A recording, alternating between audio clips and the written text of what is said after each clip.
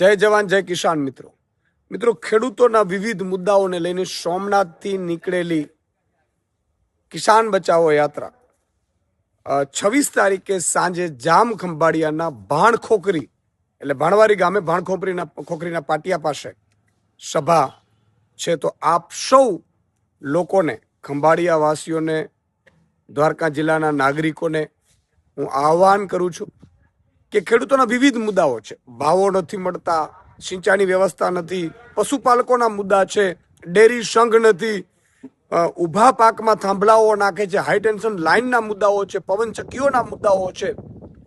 આ વિવિધ જેટલા પણ મુદ્દાઓ છે, એપીએમસીમાં કડદા થાય છે, આ તમામ મુદ્દાઓને લઈને હું પણ આવી રહ્યો છું સભાને સંબોધવા। માન્ય પ્રવીણભાઈ ને મનોજભાઈ પણ આવી રહ્યા છે। તો આપ સૌને મારી વિનંતી છે કે આપણે ભાણખોખરી જે પાટિયા પાસે જે સભાનું આયોજન છે 26 તારીખે 26/2/2026 સાંજે 6 કલાકે આપ સૌને હું પધારવા આમંત્રણ પાઠવું છું। પ્રવીણભાઈ 108 દિવસ જેલમાં રહ્યા છે, તો એમનું સન્માન પણ આપણે ત્યાં કરીશું। આપ સૌ ઉપસ્થિત રહો મોટી સંખ્યામાં, એવી હું આપને આહ્વાન કરું છું।